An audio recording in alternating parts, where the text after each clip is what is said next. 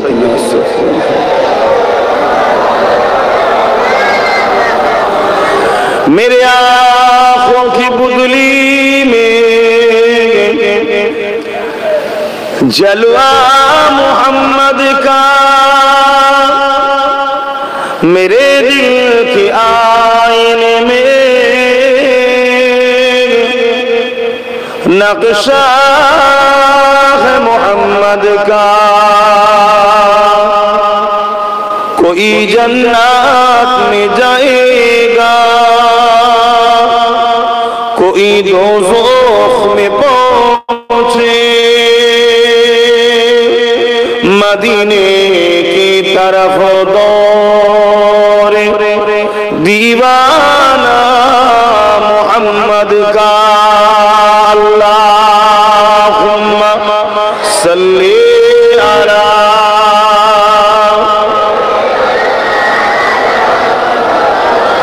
वला आली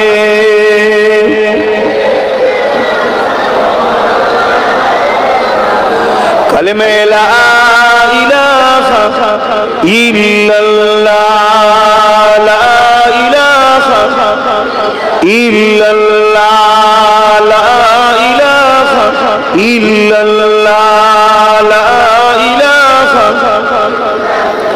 ला इलाहा इल्लल्लाह मुहम्मदुर रसूलुल्लाह। अल्लाहुम्मा सल्ली अला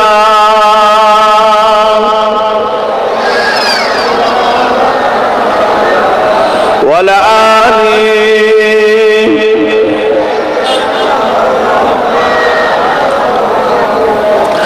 وقال الله تعالى في كلام المجيد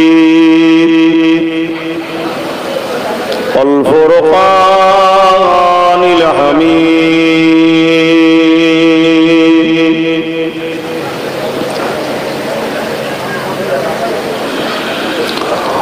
قل بفضل الله وبرحمته فبذلك فليفرحوا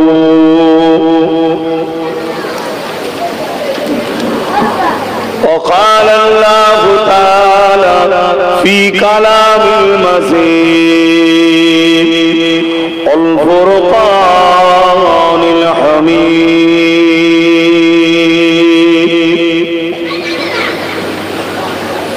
قد جاءكم من الله نور وكتاب مبين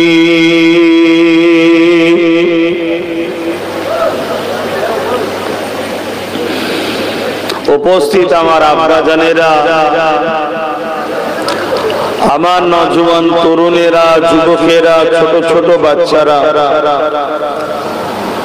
उलामा हजरात, हाफिजे कुरान, नमाजी, मुत्ताकी, परहेजगार, इमाम साहेब बनेरा,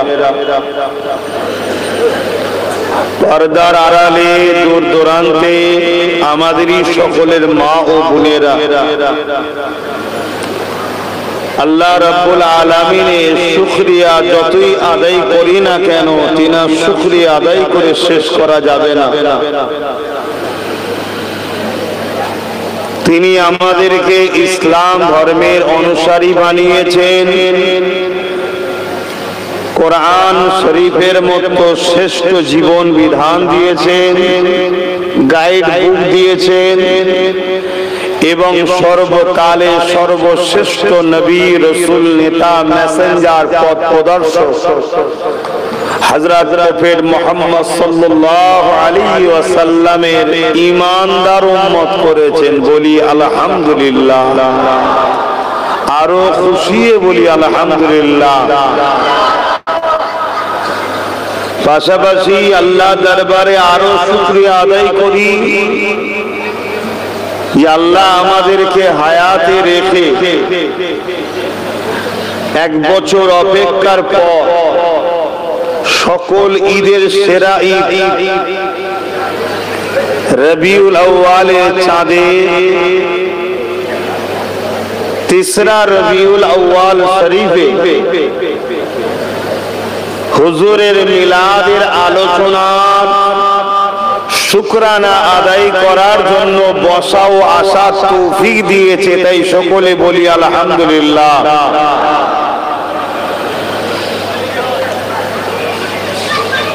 আমার নবী পাক সাল্লাল্লাহু আলাইহি ওয়াসাল্লামের আলোচনা যত বেশি বেশি করবেন, কেউ খুশি হোক চাই না হোক, তত বেশি আল্লাহর রহমত বর্ষণ করবেন খুশি হয়ে। জোরে বলুন সুবহানাল্লাহ। নামাজের আলোচনা তো দরকার আছে,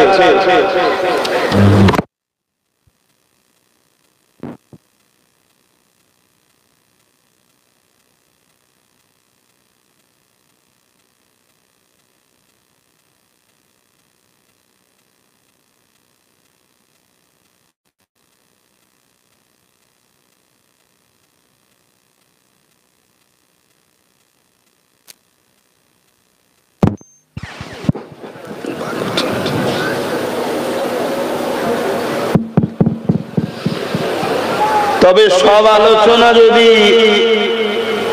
এক জায়গায় করা হয় ওটাকে 30% দেওয়া যাবে, 100-র মধ্যে 70 ভাগ আলোচনা দরকার। আল্লাহর সর্বকালে সর্বশ্রেষ্ঠ নিয়ামত নবী মুহাম্মদ রাসূলের আলোচনা বেশি বেশি করা দরকার। জোরে বলুন সুবহানাল্লাহ। এবং এটা আল্লাহরও পছন্দ। কিন্তু আফসোস ও দুঃখের বিষয় এটা, পৃথিবী জুড়ে 250 কোটি মুসলমান কম বেশি আছে, কিন্তু নকলের খেলাতে অরিজিনাল ভুলে যাচ্ছে। আমাদের মসজিদগুলোতে নামাজের আলোচনা প্রচুর হয়, রোজার আলোচনা, হজের আলোচনা, বহুমুখী আলোচনা হয়, হওয়া দরকার।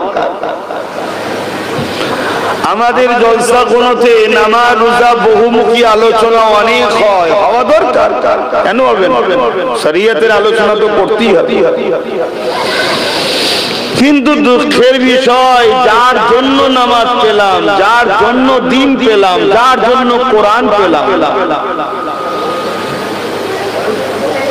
তিনার আলোচনাটা বড় আস্তে আস্তে আমাদের কাছ থেকে বন্ধ করে দেওয়া হচ্ছে। এই পরিকল্পনাটা কিন্তু ইসলাম বিদ্বেষী। ইসলামকে যারা মিটাতে চায় তাদের একটা বড় ষড়যন্ত্র। ওই ছেলেটা কত বদমাইশ দেখেন, ওকে আমি কতবার বারণ করলাম, আবার বসলো হাঁটুর কাছে মোবাইল নিয়ে। তাহলে আমি এই করি, ওরকম করবো। আর একটা কথা বলতে গিয়ে বীজখানে যদি একবার আটকে যায় না, ইন্টারেস্টটাই কমে যায়, সে লাইনটাই আটকে যায়। আর আমি হাজারো সমস্যার মধ্যে থাকি ভাই, হাজারো পরেশান লিয়ে আমার জিন্দেগি। আলহামদুলিল্লাহ, আল্লাহ জি হালে রেখে দেন, শুকরিয়া। তার যিনি যা করবে তার ইচ্ছা, আমার কি করার আছে। চঞ্চল ব্রেন, এখানে যদি আপনারা বীজখানে আবার ডিস্টার্ব করেন তাহলে কথা আটকে যাবে। এই কম জলসার কোনো কমিটি না, কারা কমিটি? রাস্তায় মানুষ বসছে,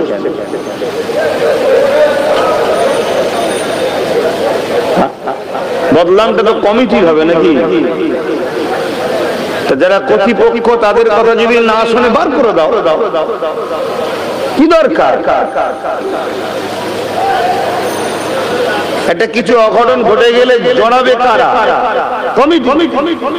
আমি আমার ঘরে চলে যাবো, পাবলিকের ঘরে চলে যাবে, আসবে কারা? তোমাদের এইটুকু তো হুঁশ থাকা দরকার কমিটির ছেলেদের। আমি আবার বলছি, 8-10টা পীর বক্তা মৌলী সাহেবের মতো আমি নয়। তারা সবাই ভালো, আমি শুধু খারাপ। কিন্তু আমি খারাপ হয়েই থাকতে চাই। কিন্তু আমার যেটা লাইন, আমি সেই লাইনেই থাকবো, অন্য লাইনে যাব না। যার ভালো লাগবে আমার সাথে মিশবেন, যার ভালো লাগবে না মিশতে হবে না। কারো খাই না, কারো ধার ধরি না। আল্লাহর দাস নবী মুহাম্মদ সাল্লাল্লাহু আলাইহি ওয়াসাল্লামের গোলাম, এটাই আমার পরিচয়। আল্লাহ দেয় খাই, হুজুরের ওসিলায় পাই, ক্লিয়ার কথা। যার ভালো লাগবে আসো, আলহামদুলিল্লাহ, আর যার ভালো লাগবে না কেটে পড়ো। হাজারো জায়গা আছে, যেখানে খুশি তুমি যাও, আমার কোনো আপত্তি না, কিন্তু আসলে আসার মতো আসতে হবে। কারণ এটা খেলা করার জায়গা নয়, এটা জান্নাতের একটা টুকরা, এটা জান্নাতের একটা বাগান। আল্লাহ যে তোমাকে আমাকে এখনো ভালোবেসে বসতে দিচ্ছে, এটা শুকরিয়া আদায় করে শেষ করা যাবে না। এত অন্যায়, এত পাপ, এত ভুল থাকার পরেও যে আল্লাহ আমাদের উপরে এখনো রহমত বর্ষণ করছে, এখনো সুযোগ দিচ্ছে। যা বান্দা, আমার হাবিবের শিশুবেলার আলোচনার মাহফিল হবে, যেটাকে আরবিতে বলা হয় মিলাদুন নবীর মাহফিল, যেটা আবার এই সমাজে একদল লোকেদের আবার বিরোধী করে। জানি না তারা কেন বিরোধী করে। আল্লাহ তাদের হেদায়েত দেন, বলুন আমিন। সেই রকম একটা জায়গায় আল্লাহ আপনাদের নিয়ে এসেছে, আপনাদের তো আদবটা থাকা দরকার। কোন কথা বলছিলাম যেন, আপনারাও তো ভুলে গেলেন। হ্যাঁ, এটা পরিকল্পিত ভাবে করা হচ্ছে। 52টা জুম্মাতে 1 বছর হয়, যদি আমি ভুল না বলি তাহলে ঠিকই বলছি নাকি? 52টা জুম্মায় 1 বছর হয়। আমি কোন ইমামকে ছোট করছি না, কিন্তু হাকিকাতটা ওয়াকিবহাল করাচ্ছি, সজাগ করাচ্ছি। প্রতিটা মসজিদেই বয়ান হয়। কটা মসজিদে হুজুরের শান নিয়ে, আজমত নিয়ে, হুজুরের মিলাদ নিয়ে, হুজুরের রিফাত নিয়ে, হুজুরের শান নিয়ে কটা মসজিদে আলোচনা হয়, বলে। অথচ হুজুর হলো মূল। নামাজ তো ওই ব্যক্তি পড়বে যার দিলে হুজুর আছে, রোজা তো ওই ব্যক্তির জন্য যার দিলে হুজুর আছে, হজ তো ওই ব্যক্তির জন্য যে হুজুরের গোলাম, দান খায়রাত তো নাজাত ওই ব্যক্তিকে দেবে যে হুজুরের গোলাম। আর যার দিলে নবী নেই, যে নিজেকে হুজুরের গোলাম বলে প্রমাণ দিতে পারে না, সে যদি কাবার মাথাবে গিয়ে সেজদায় পড়ে মারা যায়, জাহান্নামে ঢুকবার জীবনে বেরোবে না। এর নাম ইসলাম। কটা ব্যক্তির মধ্যে আছে যে হুজুরের আলোচনা? মাহফিল তো হাজারো হয়, লাখো হয়, হওয়া দরকার। দরুদ শরীফ হচ্ছে, কলেমা হচ্ছে, আল্লাহর কথা হবে, দিনের কথা হবে, ভালো জিনিস। কিন্তু 100টা যদি মাহফিল হয়, 30টা সর্ববিষয়ে আলোচনা হচ্ছে, হোক কমসে কম 70% এই যুব সমাজকে, এই বাপ মাকে, ভাই বোনকে নবীর শান, মর্যাদা, আজমত, প্রেম, আদবের কথা শেখানো দরকার। কেন এটা হলো মূল। আল্লাহ নবী বলেছেন প্রত্যেকটা বাপ মাকে তার সন্তানকে 3টে শিক্ষা দিতেই হবে। দেখুন তো বাপ মারা দিয়েছেন কিনা, আর না সব কিয়ামত দিন ধরা পড়বে। নাম্বার 1, সন্তানকে নবীর প্রেম ও আদবের শিক্ষা দিতে হবে। দিয়েছি আমরা। নাম্বার 2, আহলে রাসূলদের প্রেম ও আদবের শিক্ষা দিতে হবে। নাম্বার 3, কোরআনের শিক্ষা দিতে হবে। বাকি চতুর্থ ডাক্তার বানান, উকিল বানান, জজ বানান, ডিএম বানান, নেতা বানান, যা খুশি বানান, সব শরীয়তে জায়েজ আছে, কিন্তু এই 3টে শিক্ষা আগে দিতে হবে। প্রথমেই নবীর প্রেম ও আদব, দ্বিতীয় আহলে রাসূলদের প্রেম ও আদব, 3 নম্বর কোরআনের শিক্ষা। এখন কারো মাথায় যদি ঢোকে, হুজুর 3 নম্বরে কোরআনকে করে দিলেন, আর আমি কে কোরআনকে 3 নম্বরে করা? শরীয়ত কি আমার বাপের নাকি? আমি যা খুশি বলবো? জি না, শরীয়ত তিনি বলছে 3 নম্বরে কোরআন। নাম্বার 1 নবীর প্রেম ও আদব, নাম্বার 2 আহলে রাসূলদের প্রেম ও আদব, নাম্বার 3 কোরআন। তবে আমি এতটুকু বুঝি, কোরআনের মতো পাওয়ার জিনিসকে রাখতে রাখতে গেলে পাওয়ারফুল ইমানদার ইমান দরকার, আর ইমান নবীর প্রেম ও আদবে হয়। জোরে বলুন সুবহানাল্লাহ। আগে সিনাকে তৈরি কর, তারপরে কোরআন রাখ। এজন্যই হুজুর হয়তো 3 নম্বরে বলেছে, বাকিটা হুজুর ভালো জানে আর আল্লাহ ভালো জানে, আমি জানি না। আজ বড় দুঃখ, আমরা সব কিছু করি। আজকে বলুন তো বুকে হাত দিয়ে, প্রত্যেকটা দল, সেই দলের কর্মচারী যারা, তারা যেখানেই মাইক পায় তার দলের নেতার প্রচার করে না করে না? আমার নেতা এই কাজ করেছে, আমার নেতা এই কাজ করেছে, আমার নেতা এত বড়, আমার নেতা এত মানব বিরোধী, আমার নেতা এই করে, আমার আদৌ হয়তো সব 2 নম্বর মিথ্যা বলছে, তারপরেও নেতার প্রশংসা করে না করে না? কারণ কি? যাতে করে পাবলিক গুণ আমার নেতার সঙ্গে জুড়ে যায়, এটাই তো উদ্দেশ্য।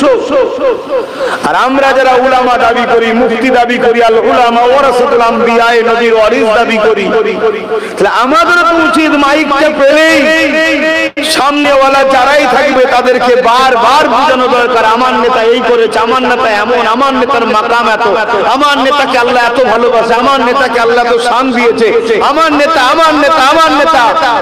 এটা হওয়া দরকার ছিল না? ছিল না? বন্ধ হয়ে গেছে। নবীর আলোচনা হয় কোথায়? আর এই আলোচনা বন্ধ হয়ে গেছে বলেই তো আজ আমাদের মসজিদ বেড়েছে, মার কমে নেই, নামাজ বেড়েছে, জুলুম কমে নেই, রোজা বেড়েছে, হজ বেড়েছে, টুপি বেড়েছে, দাড়ি বেড়েছে, জুব্বা বেড়েছে, মাদ্রাসা বেড়েছে, সব বেড়েছে, কিন্তু আমরা বিশ্ব জুড়ে লাঞ্ছিত, অপমানিত, পদদূলিত, বেউজ্জতি এই কারণে আমরা মূল জায়গার সঙ্গে যোগাযোগ বন্ধ করে দিয়েছি। এটাই হলো আমার আলোচনার মূল। তাই আশা করছি আপনারা বুঝতে পেরেছেন আমি এসেছি একটাই কারণে, আমি সামনে যাদেরকে পাই অন্য বিষয়ে আলোচনা করিনি না, কিন্তু নবীর সঙ্গে জোড়ার চেষ্টা করি। নবীর সঙ্গে যে জুড়ে যায় সে সিদ্দিক আকবর হয়, আর নবীর সঙ্গে যে জোড়ে না সে আবু জেহেল হয়। আবু জেহেলেরও পাগড়ি ছিল, জানেন তো নাকি? পাগড়ি পরতো। আবু জেহেলেরও দাড়ি ছিল, ঘোড়ার পিঠে যখন উঠতো দুদিক থেকে দাড়ি বেরিয়ে যেত। আবু জেহেলের হাতে তাওয়ার চাবি দায়িত্ব ছিল, শুনছেন তো নাকি? কিন্তু নবী চেনে নেন, এজন্য শয়তান জাহান্নামী, গ্রেট বিয়াদব। আর যে নবীর সঙ্গে জোরে সে ফারুকে আজম হয়ে যায়। জোরে বলুন সুবহানাল্লাহ। আর যে নবীকে চেনে না, নবীর সঙ্গে জোরে না, সে আব্দুল্লাহ ইবনে উবাই হয়। নামাজও ছিল, দাঁড়িয়ে ছিল, টুপিও ছিল, হজও ছিল, দানও ছিল, জিহাদও গেছিল, জানেন? এই বড় যুদ্ধও ছিল, কিন্তু নবীর সঙ্গে জোরে নেই। তাই তার নাম হলো পৃথিবী বিখ্যাত মুনাফিক আব্দুল্লাহ ইবনে উবাই। আসল জায়গাটাকে প্রথম জুড়ুন, চাকরিটা প্রথম পান, তারপরে এবার আপনার ডিউটি, নামাজ, রোজা, হজ, যাকাত, দান, খায়রাত, দাড়ি, টুপি, ইউনিফর্ম সব ঠিক হবে।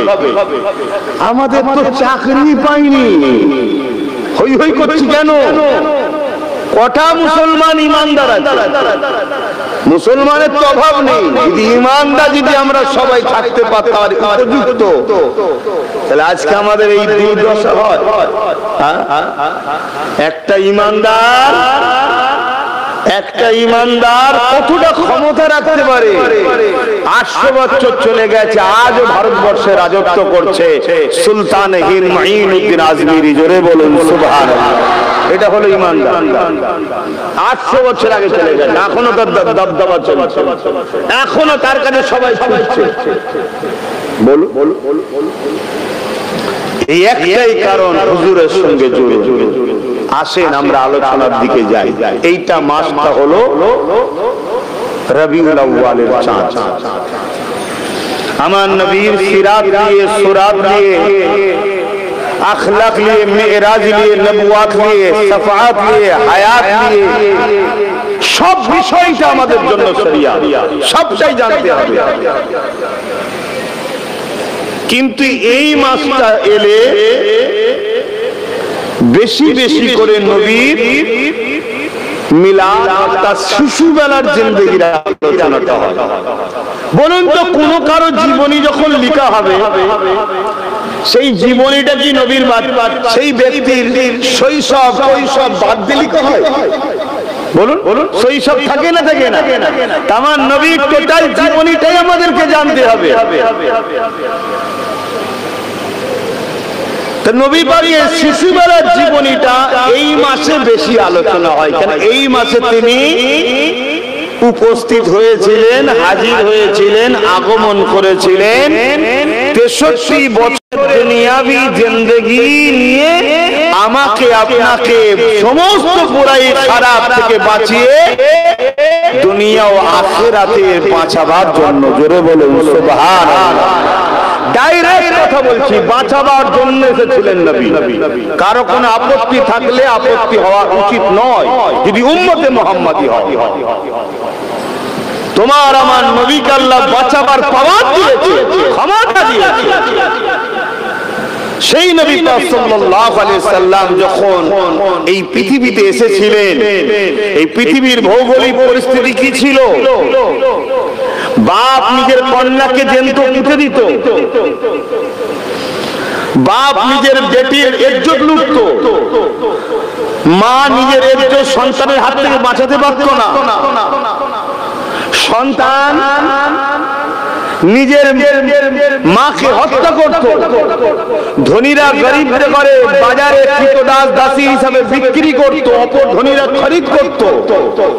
শাসকরা মানুষের জুলুম অত্যাচার যাই করবে কিনা কথা চলবে না, এই প্রবর্তন শুরু করে দিয়েছিল। এক কথায় পৃথিবীতে হিংসা, অত্যাচার, জুলুম, রাহাজানি, খুন খারাপি, দাঙ্গা গুন্ডাগিরি, রেপ, ধর্ষণ, খুন ভরে গিয়েছিল। পুরো পৃথিবী ধ্বংসের দিকে। এই পৃথিবীর মানুষগুলো, মুসলিমগুলো বারবার চিৎকার দিয়ে বলছে, কেউ তো একজন আসবে আমাদেরকে এই জুলুমের হাত থেকে বাঁচাবে, কেউ তো একজন আসবে ইনসাফ প্রতিষ্ঠিত করবে, ইনসানিয়াত প্রতিষ্ঠিত করবে, ন্যায় প্রতিষ্ঠিত করবে, সাম্য প্রতিষ্ঠিত করবে, আবার পৃথিবীতে শান্তির বার্তা বহন হবে। এই অপেক্ষায় পৃথিবী যখন ছিল 570 খ্রিস্টাব্দে এই মাসের 12 তারিখে সোমবার শবে সাদেকের সময় আম্মা আমিনার ভাষায়, আমি একটা নূর আমার পেট থেকে দুনিয়া এসেছিল। জোরে বলুন সুবহানাল্লাহ। আর চিৎকার দেন আল্লাহু আকবার। এই মাসে এসেছিল। সেই দিন থেকে নিয়ে ধারাবাহিকভাবে এই মাস যখনই আসে, আল্লাহর প্রকৃত দাস দাসী যারা, তারা এই মাসে শুকনা আদায় করার জন্য হুজুরের মিলাদের মাহফিল করে। কেন? আল্লাহ কোরআনের মধ্যে বলেছেন, কুল বিফাদিল্লাহি ওয়া বিরাহমাতিহি ফাবিযালিকা ফালিয়াফরাহু। তোমরা আমার রহমত ও ফজল পেয়ে খুব খুশি বানাও, খুব আনন্দ করো। জোরে বলুন সুবহানাল্লাহ। অপর আয়াতে আল্লাহ বলছেন, তোমরা আমার নিয়ামতকে চর্চা করো, আমার নিয়ামতের আলোচনা মানুষকে শোনাতে থাকো। জোরে বলুন সুবহানাল্লাহ। এখন জানতে চাইছি আপনাদের কাছে, আমার নবীর থেকে বড় নিয়ামত কিছু আছে? আল্লাহ বললেন নিয়ামত পেয়ে আর রহমত পেয়ে খুশি বানাও। আর এক জায়গায় বলছে নিয়ামত পেয়ে খুব আমার নিয়ামতের প্রচার করো, প্রচার করো। নবীর থেকে বড় নিয়ামত কিছু আছে? আল্লাহ বলছে খুব প্রচার করো। তো এই মাসে সেই নিয়ামত এসেছিল, খুব প্রচারের দরকার আছে না? না, এটা তো আমাদের দায়িত্ব। আবার সূরা আম্বিয়ার মধ্যে আল্লাহ বলছেন, ওয়া মা আরসালনাকা ইল্লা রাহমাতাল লিল আলামিন। আমি আমার হাবিবকে তামাম আলমের জন্য রহমত বানিয়েছি। জোরে বলুন সুবহানাল্লাহ। আল্লাহ বলছে বি রহমতি, রহমত পে আবি যালিকা ফালিয়াফরাহু, খুব খুশি বানাও।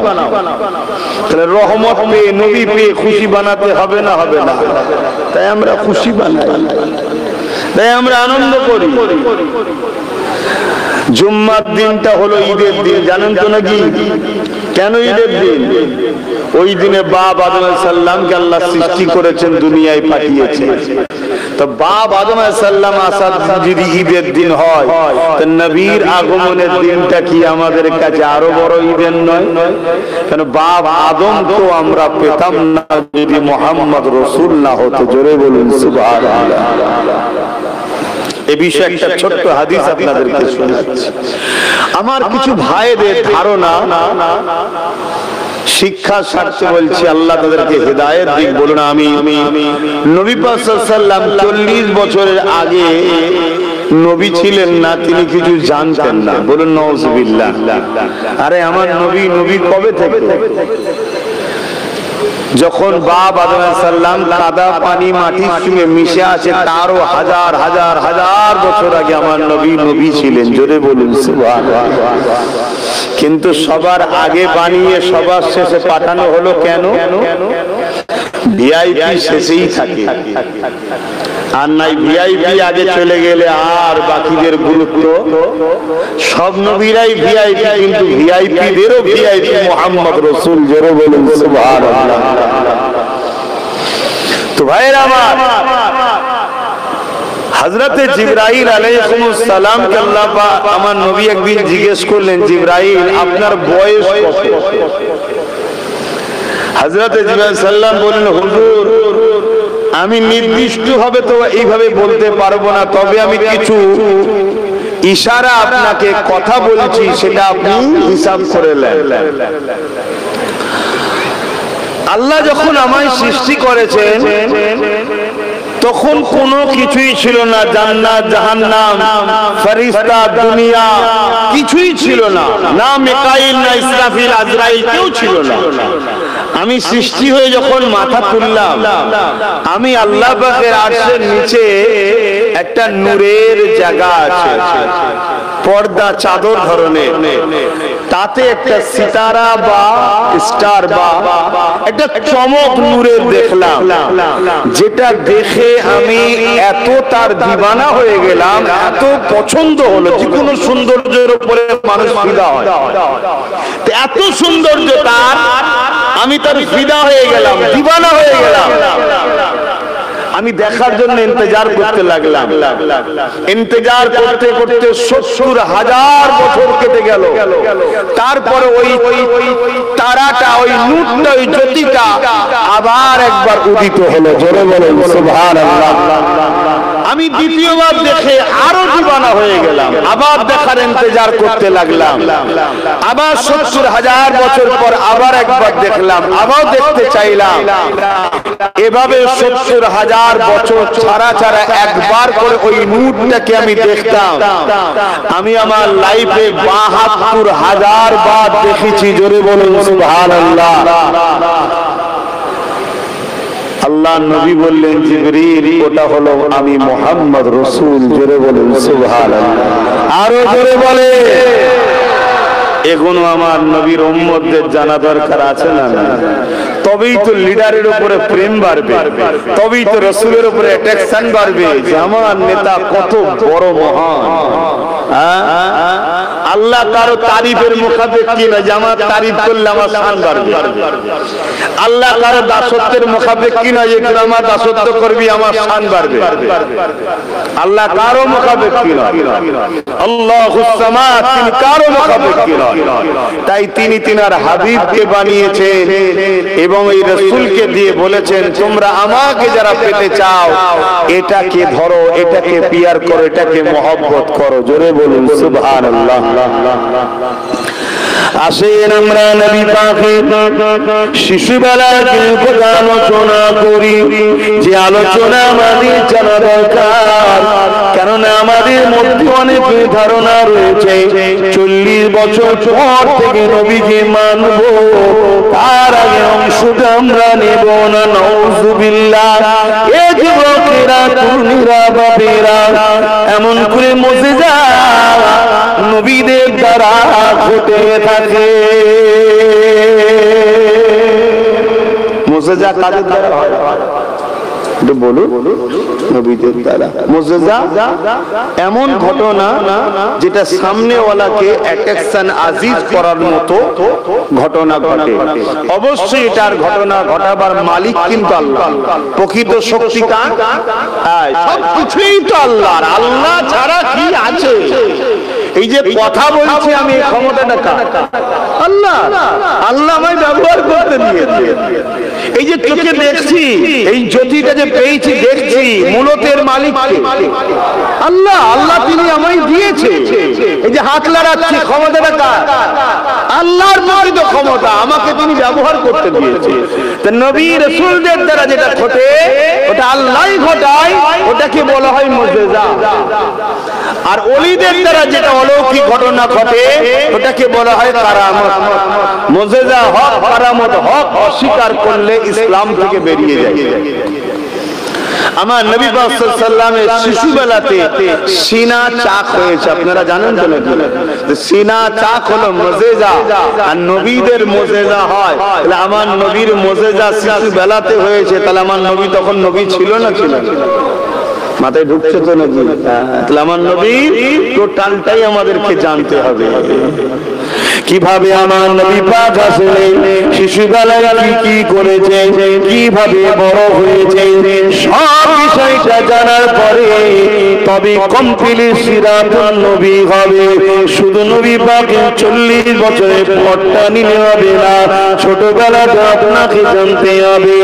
এ যুবকেরা, তরুণীরা, বাপেরা, আমার নবী পাকের চাচা হযরত আব্বাস রাদিয়াল্লাহু তাআলা, তিনি তিনার মহল্লা এলাকার মানুষদিগকে এক জায়গায় জড়ো করে দিয়ে হুজুর আমার ওয়াজ করতে লেগেছেন, বয়ান করতে লেগেছেন। বয়ানের বিষয়বস্তু ছিল মিলাদুন নবী, অর্থাৎ নবী পাকের আগমন বৃত্তান্ত আলোচনা, নবী পাকের পয়দাইশ বৃত্তান্ত আলোচনা, নবী পাকের শিশুবেলার জিন্দেগির আলোচনা। আল্লাহ নবী ওই রাস্তার পাশ দিয়ে যেতেছিলেন, নবী পাককে দেখে সাহাবা হুজুররা এবং প্রতিবেশী যারা ছিলেন তিনারা সবাই উঠে আল্লাহ নবীকে দাঁড়িয়ে সালাম দিতে লাগলেন। এই জন্য আমরা নবী পাককে যখন সালাম দিই, দাঁড়িয়ে সালাম দিই।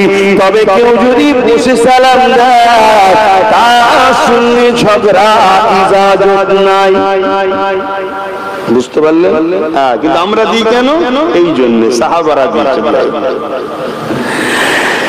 এ নওজওয়ানেরা, আল্লাহ নবী মজলিসের দিকে আগিয়ে গেলেন।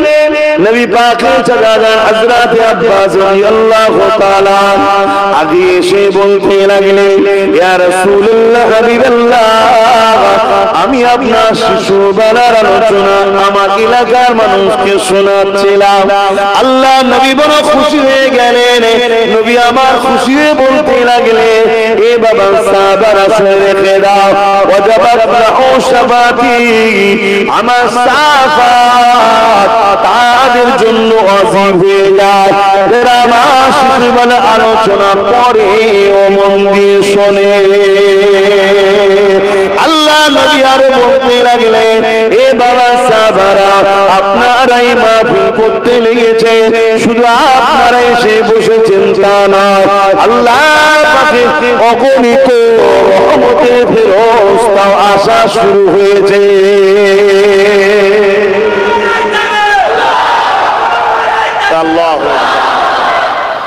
তাহলে যেখানে হুজুরের মিলাদের আলোচনা হয়, আগমন বৃত্তান্ত আলোচনা হয়, শিশুবেলার আলোচনা হয়, হুজুরের কওল সিদ্দিক হযরত আব্বাস রাদিয়াল্লাহু তাআলা আনহু থেকে রাত, সেখানে হুজুর রহমতের ফেরেশতাও হাজির হয়।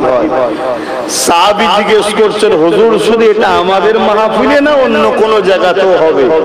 আল্লাহ নবী বললেন, দুনিয়ার যে কোনো জায়গায় যে কোনো প্রান্তে কিয়ামত পর্যন্ত যারাই আমার মিলাদের মাহফিল করবে, মিলাদের আলোচনা করবে, মাহফিল বলতে আপনার ঘরেও হতে পারে, আপনারা স্বামী স্ত্রী বাচ্চা নিয়ে বসে নবীর ছোটবেলায় আলোচনা করছেন, ওটাও মিলাদের মাহফিল। আপনার মসজিদের ইমাম বাড়ির রবিউল আউয়ালের দিনে আপনাদের এবার আবার জুম্মা পড়েছে, একসাথে দুটো ঈদ, জুম্মাও ঈদ, রবিউল আউয়াল 12 তারিখ ওটাও ঈদ, দুই ঈদ একসাথে পড়েছে। ইমাম সাহেব যদি আলোচনা করে যে আমাদের নবী পাক সাল্লাল্লাহু আলাইহি আজকের দিনে 570 খ্রিস্টাব্দে প্রায় কম বেশি 1450-1500 বছর আগে এসেছিলেন, তিনি এসে এই কাজ করেছেন, তিনার ছোটবেলায় আগমনে এই ওয়াকিয়া ঘটেছে, ওটাও একটা মিলাদের মাহফিল। কথা বুঝে আসছে? প্রত্যেকটা জায়গাতেই আল্লাহর রহমতের ফেরেশতারা হাজির হবে, জোরে বলুন সুবহানাল্লাহ। এবং নবী বলছেন তাদের জন্য শাফাত আমার ওয়াজিব, জোরে বলুন সুবহানাল্লাহ। আমার যুবকদেরকে প্রশ্ন করছি, তোমার আমার জিন্দেগিতে তো বহুত ভুল আছে, তো এরকম একটা সুযোগ কেউ হাতছাড়া করে কেন আমরা? আর কিছু মানুষ ভাবতে পারে, যারা নামাজি মুসল্লি উলামা ভাইদের মধ্যে একটা অংশ ভাবতে পারে প্যান্ট শার্ট পরা দাঁড়িয়ে যাবে, আমাদের টুপি নেই, নামাজ পড়ে নেই, নবী মিলাদ করেছে, নবী শাফাতে যাবে। আপনি কেন ভাবছেন না বিশার হাফির কথা? বিশ্ববিখ্যাত সুদখোর ছিল, বিশ্ববিখ্যাত ওলি, আল্লাহ বানিয়েছে না বানায়নি? কেন আপনি হাবিবে আজমির কথা? বিশ্ববিখ্যাত সুদখোর ছিল, জগৎ বিখ্যাত ওলি হয়েছে না হয়নি? বিশার হাবিব বিশ্ববিখ্যাত মদখোর ছিলেন, আল্লাহর ওলি জামানার জগৎ বিখ্যাত ওলি হয়েছে না হয়নি? কথা বলে যুগে যুগে এরকম বহুত পাপী ব্যক্তিদের করে আমার আল্লাহ তিনি পরিবর্তন করে জগৎ বিখ্যাত ওলি বানিয়েছে না বানায়নি? আজকের যে ছেলে প্যান্ট শার্ট পরছে, দাড়ি চাচ্ছে, বেনামাজি, হতে পারে হুজুরের মহব্বতের বরকতে একদিন আল্লাহকে নামাজি, রোজাদার, দাড়িওয়ালা, টুপিওয়ালা, মুত্তাকি, পরেজগার আল্লাহ ওয়ালা করে কবরে নিতে পারে, জোরে বলুন সুবহানাল্লাহ। আপনি এত মাথা মারছেন কেন?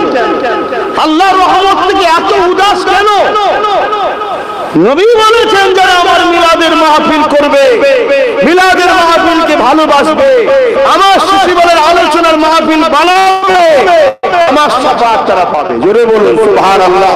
আপনি দেখছেন পাপী, আপনি দেখছেন দাড়ি নেই, নামাজ নেই, রোজা নেই, এমনও তো হতে পারে কিয়ামতের দিনে আযাব খাটার পরও হুজুরের শাফাতের ওসিলায় একদল লোক জান্নাতে যাবে না যাবে না? সেই শাফাতটাও তো পেতে পারে। এই মাহফিল গুলো হওয়া দরকার আছে না? আমাদের যুব সমাজের বসা দরকার আছে না? কিন্তু একদিকে আমরা দুনিয়ার লোভ লালসায় গান তামাশাতে হই হই করছি, অপর দিকে আবার আমাদেরকে মিলাদের মাহফিল বানানো থেকেও দূরে রাখার পরিকল্পনাও চলছে। কিছু কিছু আমার ভাই দাড়ি রেখে মাথায় টুপি দিয়ে মৌলানা সেজে এমনও কথা বলে ফেলছে, গায়ের ইসলামরা তারা তাদের ধর্মগুরুদের জন্ম দিবস পালন করে, ঠিক তেমন আমরাও নাকি নবী দিবস করি। আস্তাগফিরুল্লাহ, আস্তাগফিরুল্লাহ। নবীর শিশুবেলার আলোচনা শুকরানা মাহফিল বানানো, এই আলোচনা তৈরি করা, এটা সাহাবা হুজুরদের সুন্নাত, জোরে বলুন সুবহানাল্লাহ। হাত্তাকে আমার নবী নিজের মিলাদে শুকরানায় নিজে দুম্বা জবাই করে সাহাবাদের খানা করে খাইয়েছে, জোরে বলুন সুবহানাল্লাহ। কথা বুঝছেন? কিছু আমার ভাইয়েরা বলে এটা আকিকার, আকিকা তো মিলাদের জন্যই হয়, মানে বাংলাতে জন্ম বলে। কথা বুঝে আসছে তো নাকি? হুজুর নিজে 40 বছর বড় বয়স হয়ে যাওয়ার নবুয়তের ঘোষণার পর নবী আকিকা মানে কি বলে পশু জবাই করে, দুম্বা জবাই করে খাইয়েছে, যে আমার মিলাদের খানা খাওয়ালাম, জোরে বলুন সুবহানাল্লাহ। এবং নবী পাক প্রতি সোমবার দিন রোজা রাখতেন এবং সাহাবাদেরকেও বলেছেন তোমরা রাখো, কারণ আমি নবী সোমবার দিন আগমন করেছি, জোরে বলুন সুবহানাল্লাহ। প্রতি সোমবার দিন। আর আমরা তো বছরে হলে রবিউল আউয়াল হলে একটু করি। বাবেরান একটা কথা শুনে রেখে দেন হযরত আবু বকর সিদ্দিক রাদিয়াল্লাহু তাআলা তিনি বলতে লেগেছেন ক্বালা আবু বকর সিদ্দিক মান আনফাকা দিরহামান আলা খিরাতি মাওলুদুন নবী সাল্লাল্লাহু আলাইহি ওয়াসাল্লাম কানা রাফিকি ফিল জান্নাত এ নবীর উম্মতেরা আমি আবু বকর জানিয়ে দিলাম আমার রাসূলের মিলাদের মাহফিল যারা বানাবে মাওলুদের মাহফিল যারা বানাবে শিশুবেলার আলোচনার মাহফিল যারা বানাবে ওই মাহফিলে যারা অর্থ দেবে 1 দিরহাম খরচ করবে কানা রাফিকি ফিল জান্নাত আর আমি আবু বকর আমার জান্নাতি বন্ধু হবে। আমার নবী পাকের প্রেমিকেরা আসুন আমরা নবী পাকের শিশুবেলার কিছু কথা শুনি। আম্মা জান আমিনা বলতে লেগেছে আমার গর্ভে সন্তান হয়েছে আমি আমিনা অবাক হতে লাগলাম কেন দুনিয়ার নারীদের গর্ভে সন্তান থাকলে ওই নারীদের পেটটা একটু বড় হয়ে যায় কিন্তু আমি আমিনা আমার কখনো পেট বড় হয়নি আমি আমিনা অবাক হতে লাগলাম দুনিয়ার নারীদের গর্ভে সন্তান থাকলে মাসের পিরিয়ডটা মায়েদের বন্ধ হয়ে যায় কারণ ওই নাপাক রক্তটা মহান সুরুষটা মায়ের নাভির সাথে বাচ্চার নামের কানেকশন করে দিয়ে বাচ্চার শরীরে নাপাক রক্তটা দেয় কিন্তু আম্মা আমিনা বলতে লেগেছে আমি আমিনার কোনদিনের জন্য পিরিয়ডটা বন্ধ হয়নি। আমার রাসূলুল্লাহ খুবই বলতে লেগেছে আমার নবী পাকের ফুফুজান বলতে লেগেছে যখন মুহাম্মদ রাসূল দুনিয়া আগমন করলো আমি খবর পেয়ে দেখতে গেলাম আমি 6টা আশ্চর্য জিনিস দেখেছি তার মধ্যে একটা আশ্চর্য জিনিস হলো প্রতিটা বাচ্চার সঙ্গে মায়ের নাভির কানেকশন থাকে এটা ডাক্তার কেটে দিয়ে ওইটাকে গেট বেঁধে দেয় কিন্তু আমার ভাই আমার বাচ্চা মুহাম্মদ রাসূল যখন এলো মায়ের সঙ্গে নাভির কোনো কানেকশন ছিল না কারণ আমার নবী নূর নূরের জন্য ওটার প্রয়োজন ছিল না।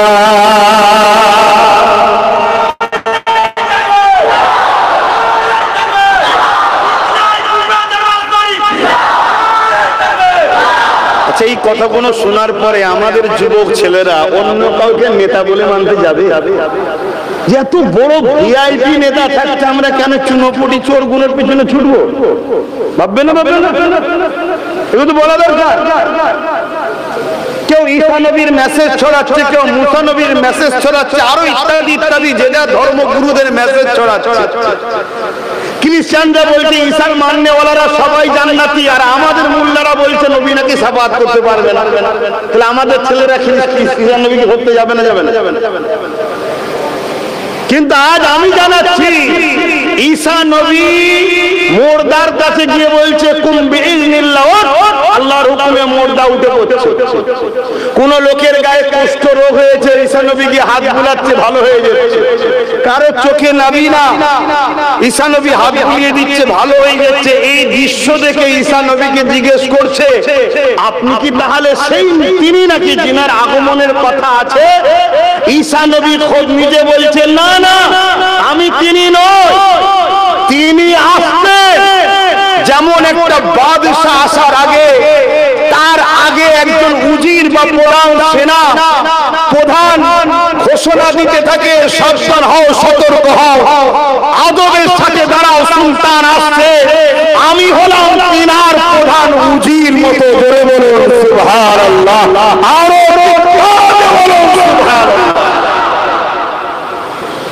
আমার নবী শান কত ঈসা নবীর মতো নবী বলছে মুহাম্মদ রাসূল সাল্লাল্লাহু আলাইহি ওয়াসাল্লামের উজিরের মতো হযরত ইহিয়া আলাইহিস সালাম বলছে যিনি আসছে আমি এই একটা নবী হয়ে বলছি তিনার পায়ের জুতার ফেটে বেঁধে দিবার উপযুক্ত আমি নই আমার নবীকে চিনতে পারছেন আমার ছেলেরা জানে আমাদের যুবক জগতে শোনানো হয় নবীর কথা হয় না এই করলে এত স্বভাব ওই করলে অত সব এই করলে এত ফাজায় ওই করলে এত ফাজায় স্বভাবটা নিয়ে যাবি কোথায় যদি পাত্র না থাকে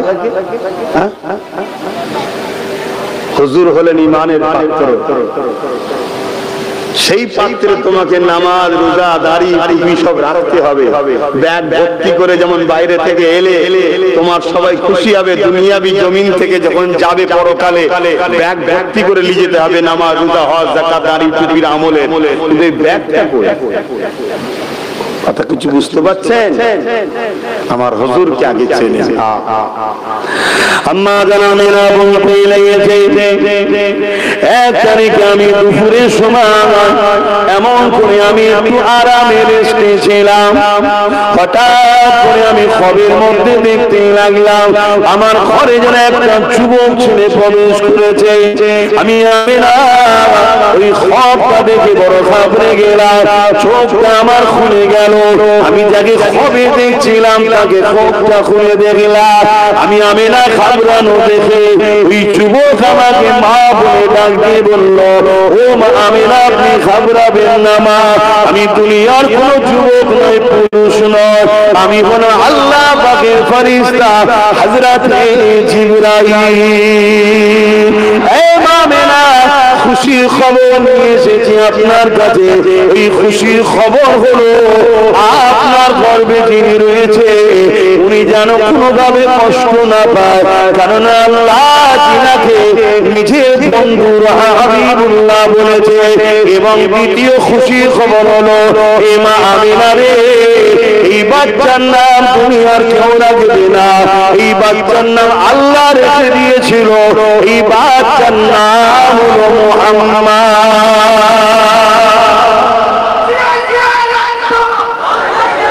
আমার স্লোগান মাহফিলে দেবে না, মানা করে দিলাম। আমার হুজুরের মাহফিল, হুজুরের স্লোগান দাও। আমরা মুজাদ্দেদ জামানের অনুসরণ করি, তিনার উসিলায় আমরা পূর্ব ভারতের মানুষ দিন পেয়েছি, তিনার স্লোগান দাও। আমি তো ঠিকভাবে হুজুরের নকারি চাকরি চাকরি বলে গোলামি করতে পারছি কিনা আমি ঠিক জানি না। আজান হয়ে যাবে, কটাই নামাজ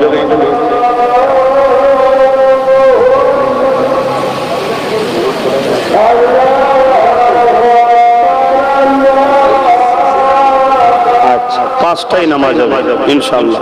মানে 5টা শেষ হবে, 5টা 10-এ নামাজ। জি জি জি।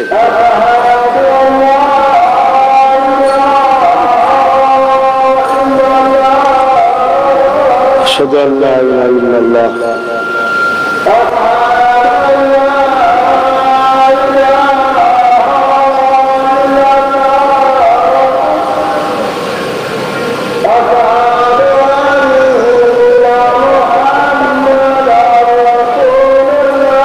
সাল্লাল্লাহু আলাইহি ওয়াসাল্লাম।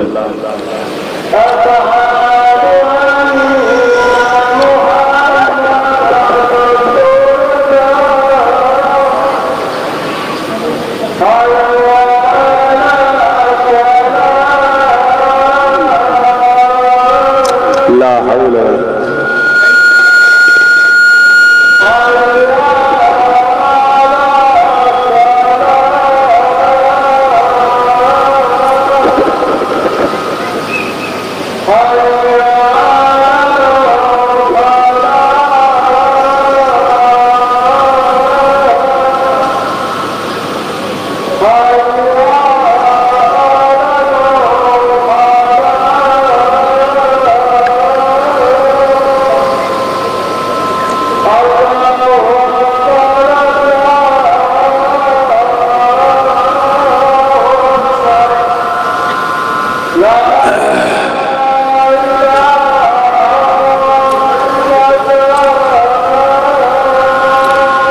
اللهم رب هذه الدعوات التامة الصلاة القائمة محمد الوسيلة الفضيلة والدرجة مقام محمود إلا وترزقنا الصفات إنك لا إله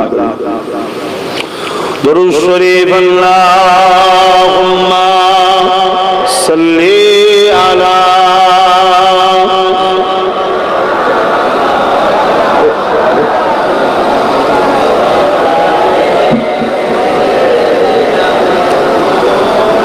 আমার জানেরা ভাইরা 5টা পর্যন্ত আলোচনা হবে ইনশাআল্লাহ। 5টা 10-এ আসরের নামাজ হবে।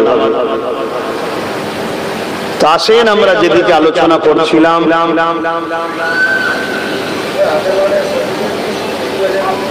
কি কথা যেন আলোচনা করছিলাম, হযরত জিবরাইল সাল্লাম দ্বিতীয় কি বললেন, এ নাম আল্লাহর পক্ষ থেকে বড় যত্ন করে রাখা আছে, সেই নাম রাখা ছিল, সেই নাম আপনার বাচ্চা মুহাম্মদ সাল্লাল্লাহু আলাইহি সাল্লাম। পৃথিবীতে এই নামটা এর আগে কখনো কারো রাখা হয়নি, কেউ শোনেনি, কেউ জানেনি, আমার নবী থেকে এই নাম শুরু। আজকে ইউরোপ দুনিয়ায় সবথেকে প্রিয় নাম হলো মুহাম্মদ সাল্লাল্লাহু আলাইহি সাল্লাম। এবং আমেরিকা বলছে বা ইউরোপ দুনিয়া, তাদের মিডিয়া, তাদের কলম, তাদের বক্তারা বলছে আগামী 40-45 মধ্যে ইউরোপ দুনিয়ার সংখ্যা গুরু হবে ইসলাম। জোরে বলুন সুবহানাল্লাহ। মনে রাখবেন, যত জুলুম বাড়বে তত দ্রুত ইসলামের আলো ছড়াবে। জুলুম যত বাড়বে ইসলামের আলো তত দ্রুত সেই জায়গায় ছড়াবে। কেন ইসলামই একমাত্র সমাধান সন্ত্রাস মুক্ত, জুলুম মুক্ত সমাজ গড়া। জোরে বলুন সুবহানাল্লাহ। হ্যাঁ, এটা অতি বাস্তব, এটা অতি সত্য, এর বিকল্প কিছু হতেই পারে না। কেন শোনা তিনার পছন্দনীয় মনোনীত ধর্ম হলো ইন্না দীনা ইনদাল্লাহিল ইসলাম। এই রাস্তা ছাড়া বিকল্প কোনো রাস্তা নাই। জুলুম খতম, সন্ত্রাস অত্যাচার খতম করতে একমাত্র রাস্তা হলো ইসলাম। জোরে বলুন সুবহানাল্লাহ। কিন্তু আজকে পশ্চিমা মিডিয়া ইসলামকে বারবার মিডিয়ার মাধ্যমে কলঙ্কিত করা ষড়যন্ত্র চালিয়ে যাচ্ছে, আজও চালাচ্ছে। কিন্তু তারা যত চেষ্টা করছে, তাদেরই যুবক যুবতীরা মোহাম্মদ রসুলকে রিসার্চ করছে, আর যত রিসার্চ করছে তত তারা দলে দলে দলে দলে ইমানের কালেমা পড়ে মোহাম্মদ রসুলের গোলাম হচ্ছে। জোরে বলুন সুবহানাল্লাহ। দুটো জিনিস, হুজুর হলেন খুশবু, হুজুর হলেন খুশবু। আম্মা যারা মেরা বলতে লেগেছেন, আমার বাচ্চা মুহাম্মদ রাসূলুল্লাহ যখন আমার গর্ভে ছিল, আমার শরীর থেকে এক ধরনের খুশবু বাইর হতো, যে খুশবু মদিনা মক্কার অলিতে গলিতে ছড়িয়ে পড়েছিল। একদিন রাসূলুল্লাহ দাদা হযরত আব্দুল মুতালিব এবং রাসূলুল্লাহ দাদিজান জিজ্ঞাসা করতে লাগলো, ও মা মেনা রে, মারে কি এমন ব্যবহার করো যার খুশবুর চর্চা সবার মুখে মুখে রয়েছে। এই সময় আম্মা মিনা নিজের মুখে থুতুকে জমিনে ফেলে বলে, দেখেন এ থেকে কত খুশবু বাইর হচ্ছে। এই খুশবু আমি না ব্যবহার করার নয়, আমি না কোনো খুশবু ব্যবহার করে না। আমার আম্মা আমার গর্ভে যিনি রয়েছে তিনার শরীরে খুশবু। হাদিস পাখির মধ্যে রয়েছে, আল্লাহ নবী কোন রাস্তা দিয়ে যদি যেতে, ওই রাস্তা দিয়ে যদি মানুষ যেত সবাই বুঝতে পেরে যেত এই রাস্তা দিয়ে মুহাম্মদ রাসূলুল্লাহ গেছে। আর একটা বিষয় অন্যদিকে যাচ্ছে, এটা মিলাদের বিষয় নয়, কিন্তু তাও যাচ্ছে। এমন করে আবু জেহেলের ছেলে ইকরামা আমার নবীকে একবার মহব্বতে জড়িয়ে ধরেছিল। ইকরামা কিন্তু তখন কলেমা পড়েনি, আবু জেহেলের দলে ছিল।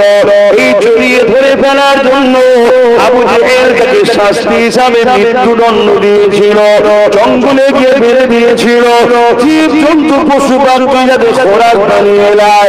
কিন্তু ইকরামা দেখতে লেগেছে জঙ্গলের পশু পুনে এসে তাকে গোল করে ঘিরে রেখেছে, কেউ কিন্তু খাবার জন্য এগিয়ে আসছে না। ইকরামা তার ভাবেই বলতে লেগেছে, কেন তোমরা আমাকে খাচ্ছ না? আমার অপরাধ হলো আমার ভাই মুহাম্মদ রাসূলকে আমি দেখে জড়িয়ে ধরে ফেলেছিলাম, আমি তার উপরে কিন্তু ঈমান আনিনি। আমার বাপ এর আগে আমাকে মৃত্যুদণ্ড শাস্তি দিয়েছে, তোমাদের খোরাক বানিয়ে দিয়েছে, তোমরা আমাকে খেয়ে নাও। আল্লাহ পাকের ক্ষমতা আছে, যার ক্ষমতার কোনো তুলনা হয় না। আল্লাহু সাইয়্যুন কাদির। ওই পশুদের মধ্যে দেখে এক হিংস্র পশুর জবান খুলে গেল, মানুষের ন্যায় ভাষা বলতে লাগলো, আমারে অবশ্যই তোমায় খেয়ে নিতা, কিন্তু তোমাকে আমরা খেতে পারবো না, কেননা তোমার শরীর থেকে আখেরি নবীর খুশবু পাওয়া যেতেছে। আরো বলুন সুবহান। এই যুবকেরা ইকরামা ঈমান না এনে আমার নবীকে জড়িয়ে যদি নবীর শরীরের খুশবু পাওয়ার জন্য জঙ্গলের পশুরা না খেয়ে থাকতে পারে, তাহলে আমাদের অন্তরে যদি মুহাম্মদ রাসূলের ভালোবাসা কালেমার যদি ঈমান নূর জ্বালাতে পারি, আল্লাহর জান্নাত আমাদের কেউ আল্লাহ পুরাতে পারবে না।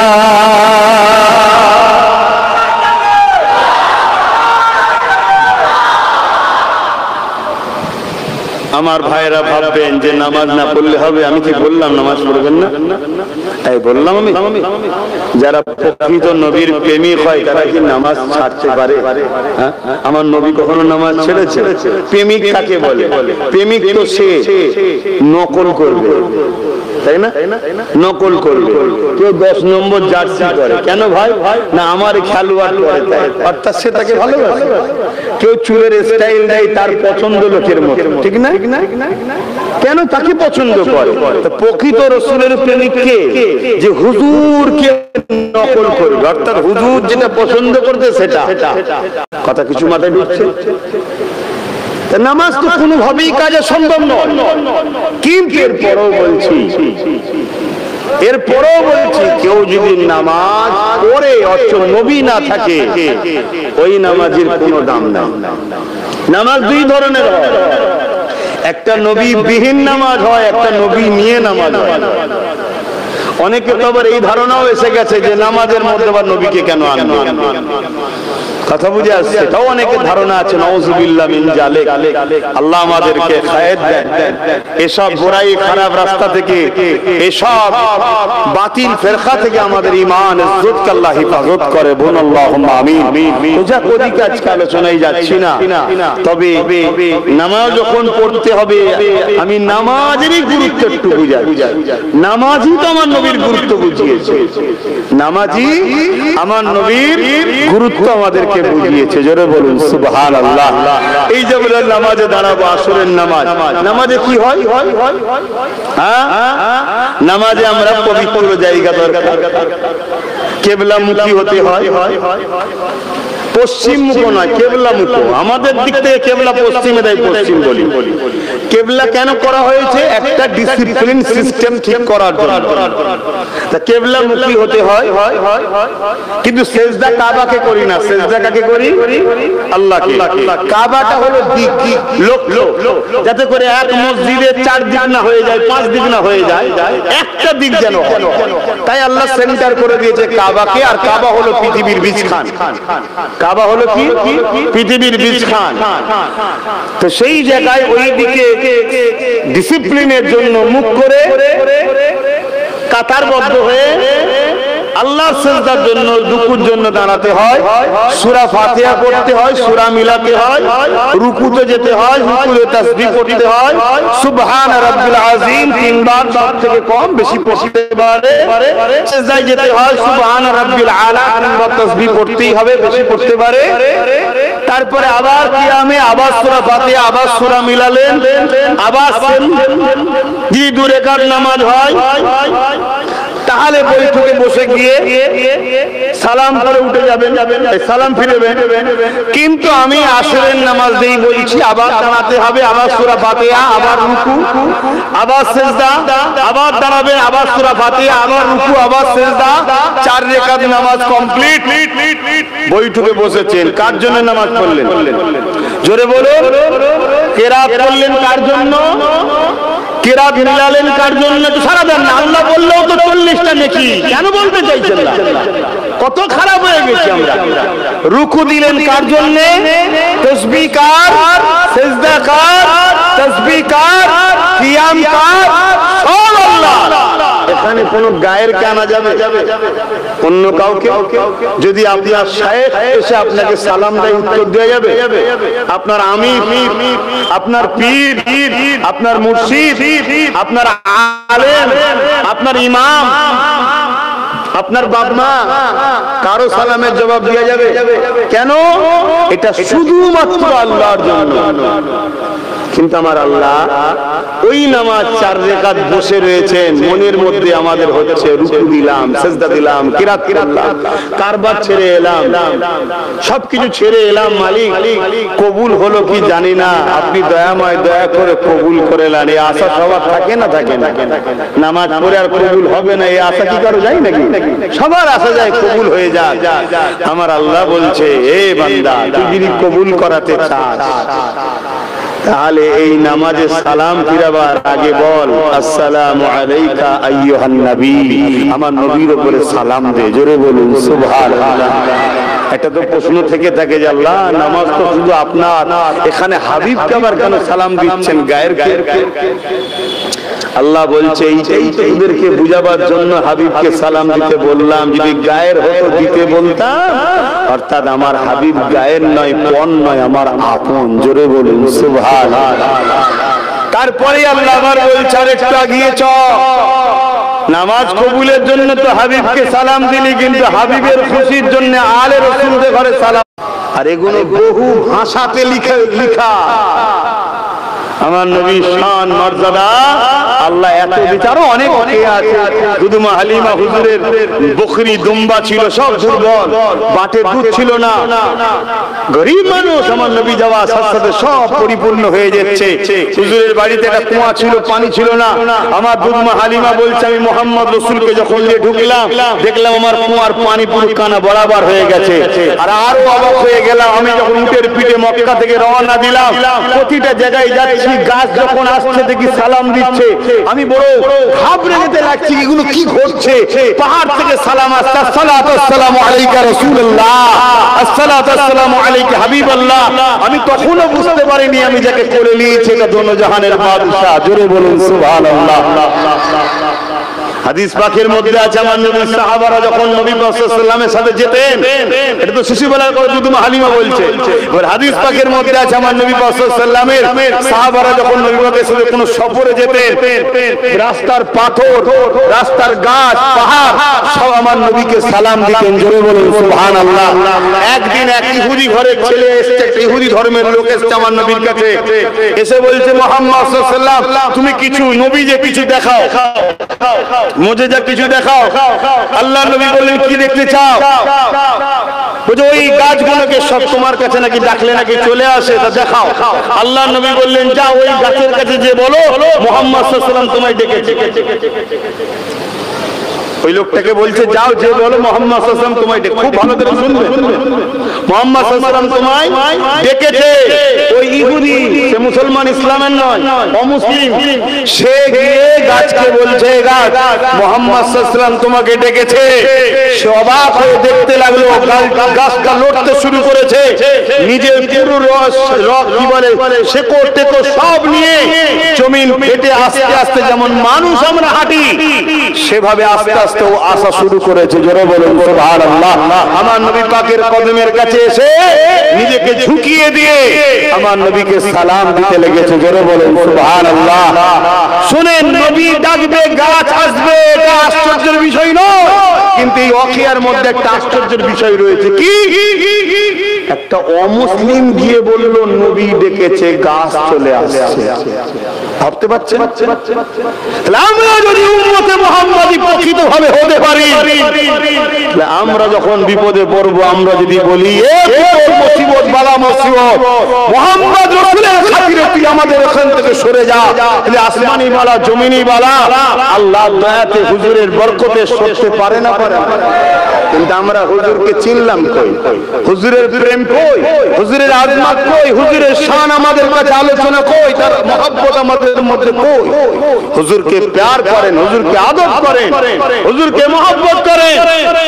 আপনার মাথায় রাখতে হবে, আমি এই দুনিয়াদারিতে মুসলিম, হিন্দু, দলিত, শিখ, পাঞ্জাবি সবাই আমরা মানুষ, সবাই আমরা ভাই বোন, সবাই বাপ আদম মা হাওয়া সন্তান, আমরা সবার সঙ্গে মিশবো, সবার সঙ্গে প্রিয়ার করবো, সবার সঙ্গে উঠা বসা করবো। কিন্তু কখনো যদি কারো কাছে দেখি সে মুসলিম হোক আর অমুসলিম হোক আমার নবীর সাথে গুস্তাখি করছে, তার সাথে আর সম্পর্ক নয়। এটা আমাদের আকীদা হওয়া দরকার, ঠিক না বে ঠিক গো? কিন্তু আমাদের আকীদা আছে? আমরা গুস্তাখে রাসূল দেখে আপন করে নিয়েছি, গুস্তাখে রাসূল দেখে আমরা বন্ধু করে নিয়েছি, গুস্তাখে রাসূলদের পিছনে আমরা ঘুরে বেড়াই। আচ্ছা আমরা বলি আমরা নবীকে ভালোবাসি, এটা মুনাফিকি ছাড়া আর কিছু না। আসুন, আমি হুজুরের মিলাদের মাহফিলে এসেছি, তাই আমি বেশি অন্য সাইডে যাচ্ছি না, অন্য সাইডে বেশি কিছু কথা বলতে আমি পছন্দ করছি না। সময় যেদিন আসবে অবশ্যই কথা হবে, তবে মনে রাখবে গাদ্দারের সাথ দেওয়া, জালিমের সাথ দেওয়া, মজলুমের উপরে জুলুম করা সমান পাপ। কথা বুঝে আসছে? কমজোরের উপরে জুলুম করা, অন্যায় করা সমান পাপ। আর ইসলাম কখনো অন্যায়ের সঙ্গে আপোষ করতে বলেনি। অন্যায় যদি সেটা তোমার ভাইও হয় তার সাথেও তোমাকে আপোষ করা যাবে না। অন্যায় অন্যায়। আমার নবী ন্যায় প্রতিষ্ঠিত করেছে, ইনসাফ প্রতিষ্ঠিত করেছে, ইনসানিয়াত প্রতিষ্ঠিত করেছে, মনুষ্যত্ব প্রতিষ্ঠিত করেছে। আমার নবী পাক সাল্লাল্লাহু আলাইহি ওয়াসাল্লামের 63 বছরের জীবন একটা লাইফের মানবতার বিরুদ্ধে কোনো কাজ নেই, একটা লাইফে ইনসানিয়াত বিরোধী কোনো কাজ নেই, একটা লাইফে নবী এমন কোন কাজ করেন এটা মানুষের ক্ষতি হবে, সমাজের ক্ষতি হবে। আর আজকে সেই নবীর উম্মত হয়ে আমরা মানুষের ক্ষতি, সমাজের ক্ষতি করে বেড়াচ্ছি। এগুলোকে ত্যাগ করো, পরিবর্তন হন। দুদিনের দুনিয়া, আজ আছি কাল নাই, নিঃশ্বাসের কোনো বিশ্বাস না।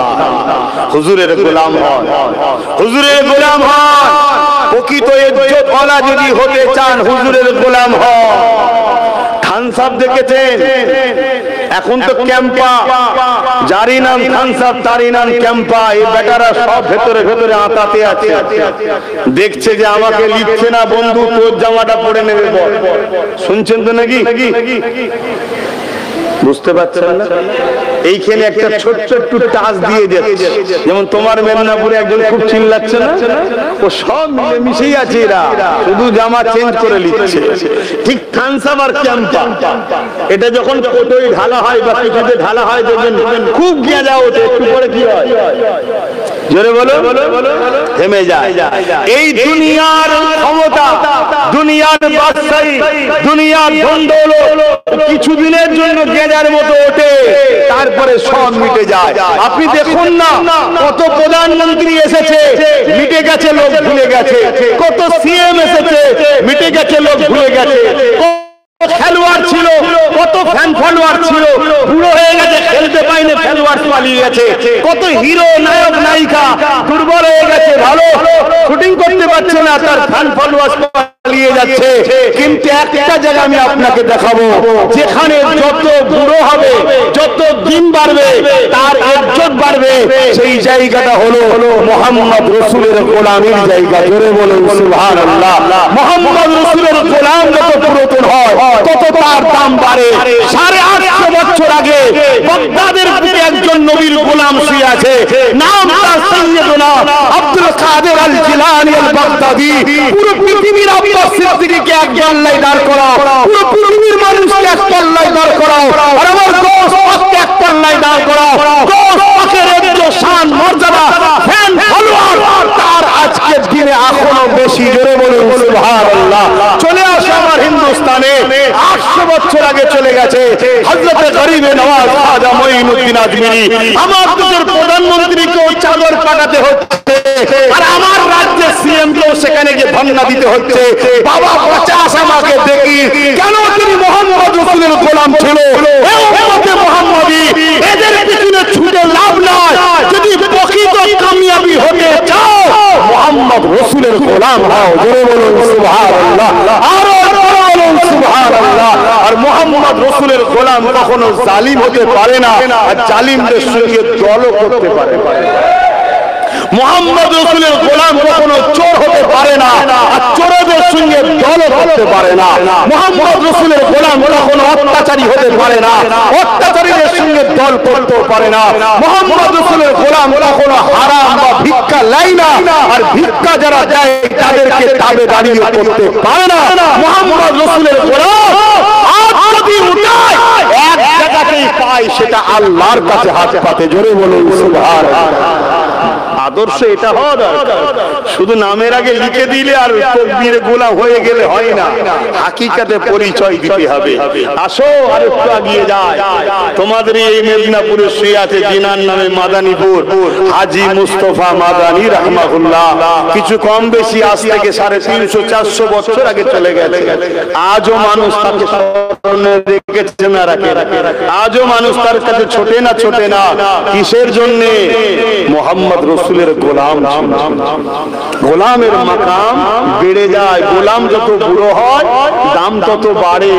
বাকি সব জায়গায় দিন যত যায় রিজেক্ট হয়ে যায়, রিজেক্ট। খেয়াল করে দেখো, খেয়াল করে দেখো, আমি ভুল বলছি তোমাদের? যুবকদেরকে একটাই মেসেজ দিয়ে গেলাম, উঠতে বসতে চলতে ফিরতে তুমি তোমার লিডার, তোমার তোমার শাহী শাহ, তোমার বাদশাহ, তোমার নবী, তোমার রাসূল হযরত মুহাম্মদ সাল্লাল্লাহু আলাইহি ওয়াসাল্লাম ছাড়া দ্বিতীয় কাউকে ফলো করবে না। আব্বাস সিদ্দিকী জিন্দাবাদ তখন বলবে যদি আব্বাস সিদ্দিকী তোমাকে নবীর সঙ্গে জুড়তে চায়, তবে তুমি আব্বাস সিদ্দিকীর সঙ্গে মেশো। যারা তোমাকে তোমার নবীর সঙ্গে জুড়তে চায় না, সেই আলেম উলামার সঙ্গে মেশো না, মিশা বন্ধ করে দাও। আর যারা তোমাদেরকে নবীর সঙ্গে জুড়তে চায় তাদের সঙ্গে উঠা বসা করো।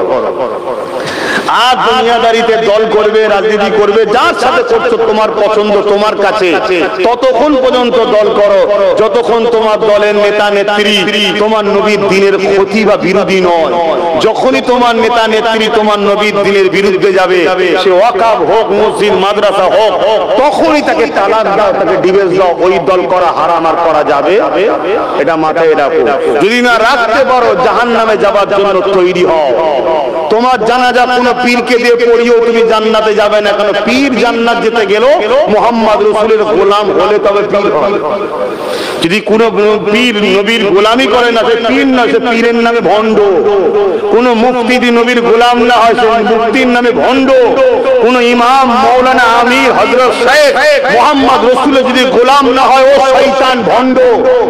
শুনছেন তো নাকি? পথে যাকে খুশি দিয়ে দোয়া করাও, মুহাম্মদ রাসূলের দুশমনের সঙ্গে যদি দল করো, তুমি জাহান্নামে যাবে, কখনো নাজাত পাবে না। একটা ধর্মগুরু হিসাবে তোমাদেরকে নসিহত করে গেলাম।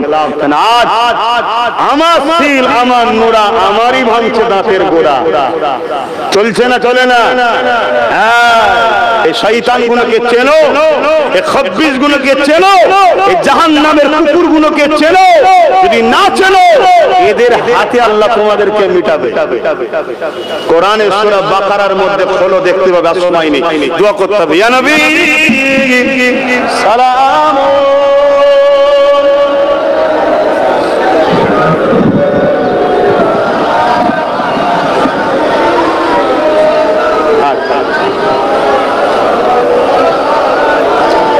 আমরা তো বসেছিলাম, সবকিছু বসে বসেই করলাম, আর সালামের বেলায় দাঁড়িয়ে গেলাম কেন? বলুন বলুন। আদবে সালাম দিতে হয়, দরুদ দিলে কি হয়, তাই বসে পড়ি, খাতায় লেখা হচ্ছে। আর সালাম দিলে নবী জবাব দেবে, জবাবটা আদবের সাথে নিতে হয়। কথা বুঝছেন তো নাকি? এজন্য দাঁড়াতে হয় এবং দাঁড়াবার কথা ইশারাতান কোরআনে রয়েছে এবং হাদিস পাকের মধ্যেও আছে, সাহাবা হুজুররা দাঁড়িয়ে সালাম দিতেন। আসুন, কিন্তু কেউ যদি বসে সালাম দেয় তার সাথে ঝগড়ায় যাবেন না। এখন কে দেওবন্দি, কে তবলিগ, কে ফুরফুরা, কে বেরেলি, যার যার পীর, যার যার আমির, যার যার কাছে থাকবে যা। এখন মসজিদ, মাদ্রাসা, কবরস্থান, খানকা, ঈদগাহ আমাদের সবারটাই চলে যেতে, এখন সব এক হয়। শুনছেন তো নাকি? আমি বলবো না তুমি আমার পীরের কাছে চলে আসো, আর তুমিও যেন আমাকে বলবে না তোমার দলে চলে যাও। তোমার মশলা, তোমার আমির তোমার কাছে থাকবে যাকে, কিন্তু ওয়াকাফটা আমাদের সবার আব্বাজানদের তো নাকি, আমাদের ধর্মের তো। তাহলে এই জায়গায় আমাদের সবাইকে ঐক্যবদ্ধ হওয়া দরকার, আর ঐক্যবদ্ধ হয়ে তাদের পিছনে দাঁড়াও যারা সত্যিকারের ওয়াকাফকে বাঁচাবার জন্য সুপ্রিম কোর্টে কেসও করেছে, লড়াই করেছে। কথা বুঝে আসছে? তার মধ্যে থেকে একজনের নাম আপনারা জানেন তো নাকি? হ্যাঁ, বাকি তো সব মুখে হই হই করছে আর ভেতরে ভেতরে সব সেটিং এর কাজ করছে। তবে আলহামদুলিল্লাহ রিসেন্ট দেখছি অনেক মুসলিম সংগঠন এবং অনেক মুসলিম দলের বিভিন্ন মাযহাব বা বিভিন্ন সিলসিলার লোকেরা তারা সব সংগঠিত হচ্ছে, এটা দেখে ভালো লাগছে। আলহামদুলিল্লাহ, হওয়া দরকার, হওয়া দরকার। আমি দাদা হুজুরের সিলসিলা মানি। পুরো পৃথিবী যদি আমাকে বলে এদিকে আসো, আমি দাদা হুজুর ছেড়ে যাব না। শুনছেন তো নাকি? কিন্তু মসজিদে যখন আমি ঢুকি, ওই মসজিদটা শুধু কি দাদা হুজুরের না প্রত্যেকটা মুমিন মুসলমান ইমানদার প্রত্যেকটা মুসলমানের? বলুন, তাহলে আপনি কোন স্কুলে পড়েন, কোন শিক্ষকের কাছে শিখছেন তাকে থাকেন না, আপনার স্কুল আপনার শিক্ষক থাক না, কিন্তু মসজিদটা তো আমাদের সবার। এই জায়গায় আমাদেরকে ঐক্যবদ্ধ হওয়া দরকার। এই যে দাঁড়িয়ে সালাম দেওয়া, এটা আমার মুর্শিদ দিয়েছে, আমার ইমাম দিয়েছে, আমি দেবো।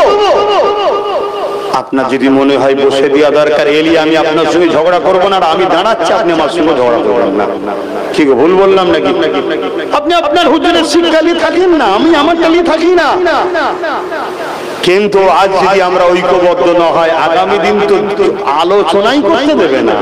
দাঁড়ানো বসা তো পরের কথা। এখন নামেই নাবির ওপরে হাত বাঁধবেন, নাবি নিজে বাঁধবেন। ও আপনার যেটা শিখেছেন সেটা থাকবে যান, আমি নাবির নিচে আছি, আমি নাবির নিচে থাকবে যাই। শুনছেন তো নাকি? আর এই যদি আমরা এখন দলাদলি করতে যাই, আরে নামাজি পড়তে দেবে না তো নাবির ওপর নিচে তখন করবেন কোথায়? আগামী দিন আসছে, নামাজি পড়তে দেবে না। কি ভাবছেন আপনি? কারা পড়তে দেবে না? আমরা যাদেরকে খাইয়ে দাইয়ে মুটা ছুটা করছি, এইসব শয়তানগুলোই দেখবেন সব করবে। কথা বোঝাই ঢুকছে না? ঢোকে না? কত সব দরদি লোক ছিল আপনাদের, কে কখন ঝুপঝাপ করে কোন দিকে লাভ মেরে পালাচ্ছে সব বুঝতে পারছেন তো নাকি? হ্যাঁ, আগামীতে আরো কত ঝুপঝাপ করে লাফাবে, দেখেন কত লাফাবে। অনেকে এমন ছিল আপনাদের সঙ্গে বসে ইফতার করেছে, কি ছিল না ছিল? বাপ রে বাপ, সাদা পায়জামা পাঞ্জাবি, সাদা রুমাল বেঁধে হ্যাঁ এসে বসে ইফতার করছে। আবার তরমুজ ঘুরিয়ে ঘুরিয়ে দেখেছে, আপেল ঘুরিয়ে ঘুরিয়ে দেখেছে। এখন আবার লাভ মেরে গিয়ে আপনাদের ঘরে তাড়াবে বলছে। এখনো যে কোনো তরমুজ ঘোরাচ্ছে, কালকে যে লাফিয়ে আপনাকে শেষ করবে বলবে কোনো গ্যারান্টি আছে? হাতে সময় থাকতে থাকতে জাগো, সময় থাকতে থাকতে জাগো। একদল বন্ধু পিকনিক করতে গেছে, পানির হাঁড়িতে পানি দিয়ে আগুন ধরিয়ে দিয়ে বসিয়ে দিয়ে পেঁয়াজ টিয়াজ ইত্যাদি কাটছে। একটা ব্যাঙ ঘুরছিল, লাভ মেরে পানিতে পড়েছে। পানিটা তো ঠান্ডা, তখন তো সবে পানি দিয়েছে, কলের ফ্রেশ পানি, ঠান্ডা হবে না? ঠান্ডা পানি ব্যাঙকে বড় ভালো লাগছে, খেলছে খেলছে ঘুরছে। কিন্তু আস্তে আস্তে কি হচ্ছে, হালকা গরম লেগেছে, ব্যাঙ চিন্তা করছে ও একটু একটু তো গরম হয়েছে, কি হয়েছে? কথা বুঝছেন না? ও তখনও খেলা করছে, কিন্তু পানি আরো গরম হচ্ছে। হঠাৎ করে ওর মনে হয়েছে আরে পানি তো আমার নয়, বেরোতে হবে। কিন্তু তখন আর বেরোতে পারছে না। কেন বেরোতে পারছে না? ও দেরি করে ফেলেছে।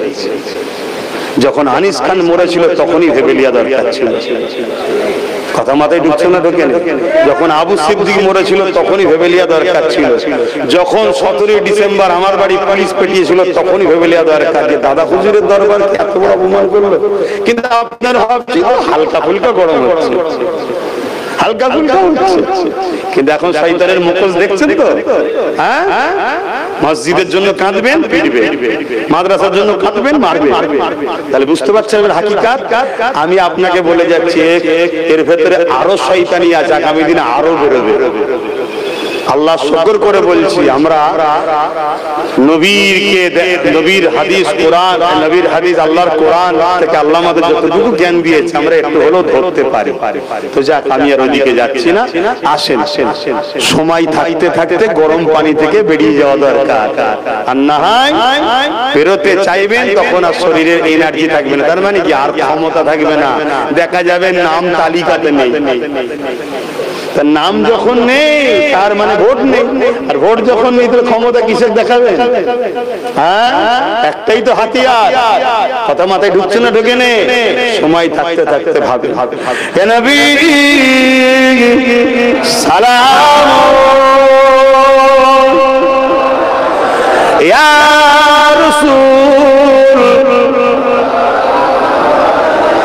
ইয়া হাবিব সালাম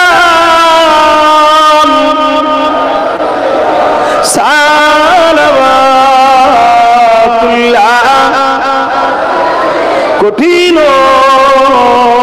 হাসরের দিনে কি আছে মোদের কপালে,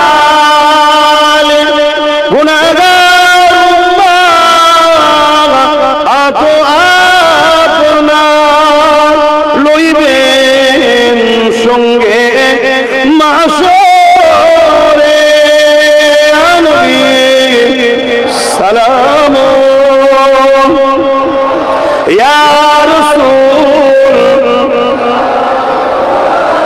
ইয়া হাবিব সালাম সালাওয়াতুল্লাহ। সকলে গায়ে গায়ে বসুন। বালাগান উলা বিকামালিহি কাসাবাত দুজা বিজামালিহি হাসানাত জামিউ সালিহি সাল্লু আলাইহি ওয়া আলিহি আল্লাহুম্মা সাল্লি আলা।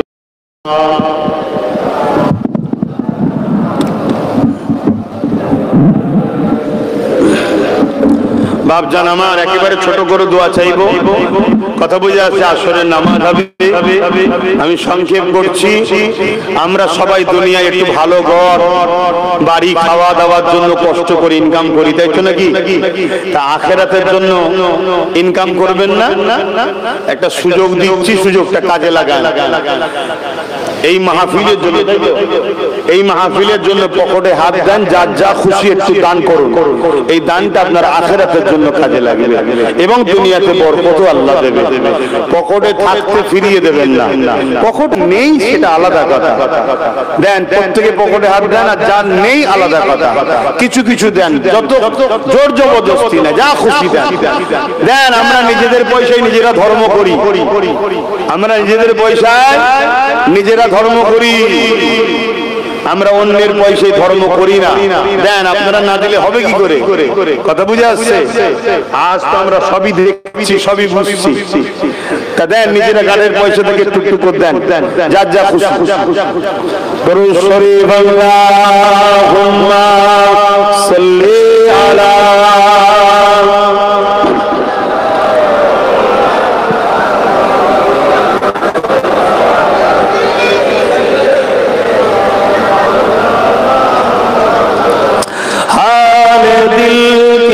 को सुनाए आपके होते हुए,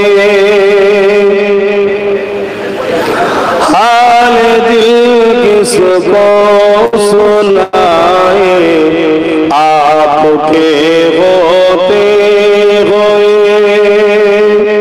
क्यों किसी के दर पे जाए आपके होते हुए। मैं गुलाम मुस्तफा हूँ, ये मेरी पहचान है। मैं गुलाम मुस्तफा हूँ, ये मेरी पहचान है। कर सताए, गम मुझे क्यों कर सताए, आपके होते हुए क्यों किसी के दर पे जाए, आपके होते हुए अपना जीना अपना मरना बस तेरी चौखट पे है, अपना जीना अपना मरना बस तेरी चौखट पे है, गम मुझे क्यों कर सताए, गम मुझे क्यों कर सताए, आपके होते हुए। अल्लाहुम्मा सल्ली अला